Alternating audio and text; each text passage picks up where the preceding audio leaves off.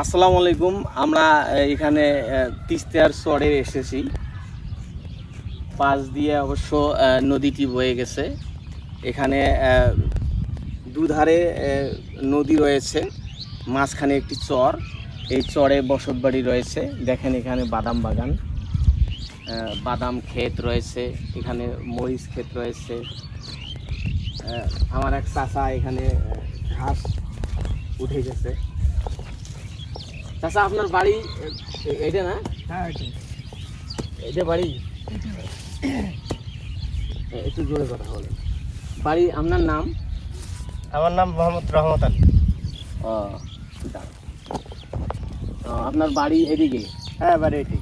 তাহলে আপনি এখান থেকে আগে থেকে এখানে রয়েছেন? আমি দীর্ঘ 15 বছর হচ্ছে এখানে আছি। 15 বছর? জি, মাঝের চরে 15 বছর।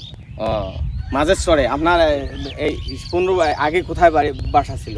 আমার জন্মস্থান জায়গা বগুড়া, আর আমি 40-42 বছর হলে এখানে এই তিস্তার চরে, তিস্তার পাড়ে আছেন? তিস্তার পাড়ে আছি। সেটা হলো যে ঘড়িয়াল লাগা গতি আসাম। ও, এখানে আপনি আছেন? এখন যেটা আছে সেটা কাউনিয়া বালাপাড়া ইউনিয়নে পড়ছে। আপনার বসত বাড়ি এই জায়গায় শুরু থেকে? আমার জন্ম বগুড়া, তারপর থেকে এখানে। ও, এখানে।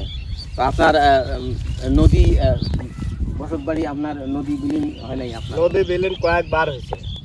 কয়েকবার বসত বাড়ি বিলীন হয়েছে না? জি, ও, কয়েকবার বিলীন হয়েছে। এখন তো এই যে এবারে তো এমন পরিস্থিতি হয়েছিল, মানে আর যদি 2 ঘন্টা নদীর এরকম তীব্র যে দৃষ্টিটা এখন আঘাত ধারণ করছিল, আর 2 ঘন্টা থাকলে এই গ্রামটা দেখা যাওয়ার লাগছে একটাও থাকতো না, সব নদী বিলীন হয়ে যেত। এই বাড়ির এই বাড়িটা এখানে ছিল, একটা ঘর নদীর ভিতরে চলে গেছে, ওটা টানতেই পারে না। এই তিস্তা পাড়ের জন্য অনেক দিনের মানুষের স্বপ্ন। এখানে একটা বাড়ি ছিল, 11টা ফ্যামিলি ছিল এই বাড়ি। এখানে 11টা ফ্যামিলি ছিল।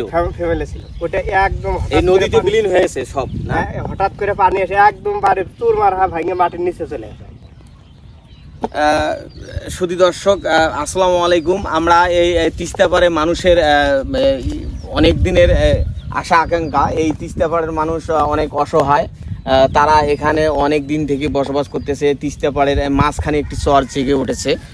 চরটি অবশ্য চাচা, এটা নদী কি চারিপাশ দিয়ে?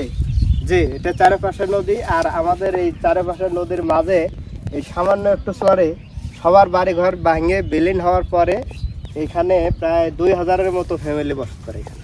2000 ফ্যামিলি? জি, 2000 ফ্যামিলি। চাচা, আসসালামু আলাইকুম। আসি, খোদা হাফেজ।